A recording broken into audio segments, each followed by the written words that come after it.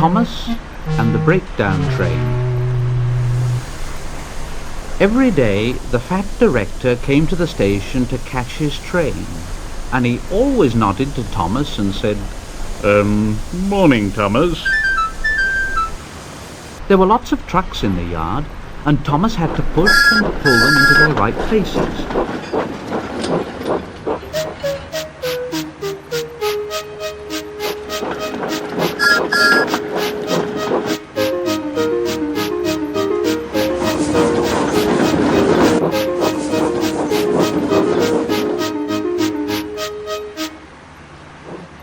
But on the siding, by themselves, were some trucks that Thomas was told he mustn't touch.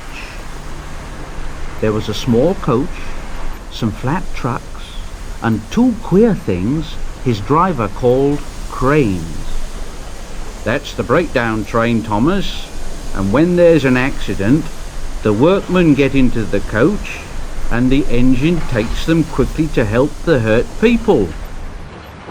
One day, Thomas heard an engine whistling.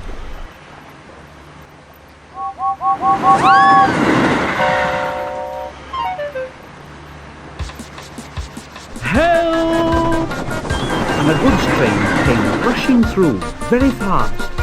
The engine, a new one called James, was frightened.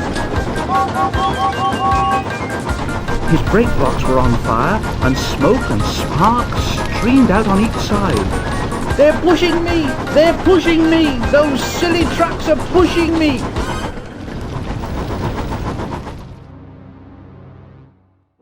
Thomas the Tank Engine didn't know what to do. "Oh, I'd like to teach those trucks a lesson." Presently, a man came, running. James is off the line. The breakdown train, quickly! So Thomas was coupled on.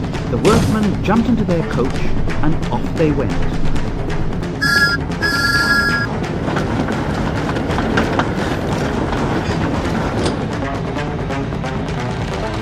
Thomas worked his hardest.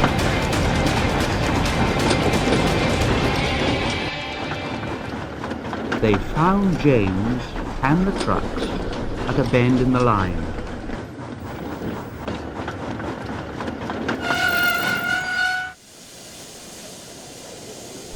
The brake van and the last few trucks were on the rails, but the front ones were piled in a heap.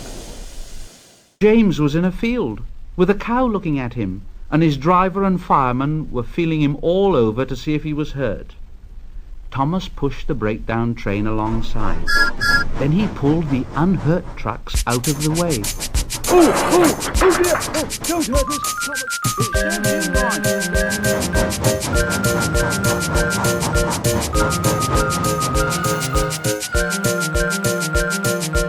He puffed backwards and forwards all the afternoon.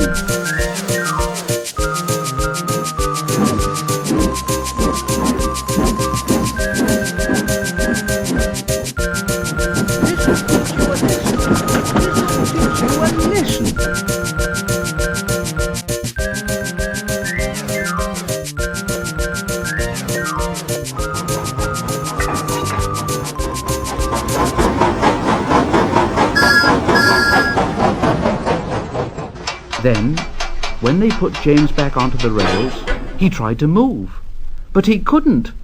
So Thomas helped him back to the shed.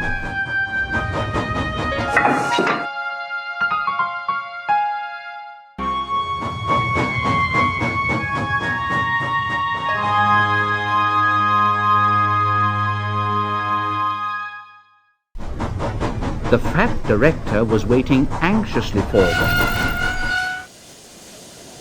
Well, Thomas, I've heard all about it, and I'm very pleased with you. You're a really useful engine. James shall have some proper brakes and a new coat of paint, and you, well, you shall have a branch line all to yourself. Oh, sir, thank you. Now Thomas is as happy as can be. He has a branch line all to himself and puffs proudly backwards and forwards with two coaches all day. He's never lonely, because there's always some engine to talk to at the junction. Edward and Henry stop there quite often and tell him the news. Gordon is always in a hurry and doesn't stop, but he never forgets to say to Thomas, and Thomas in return always whistles,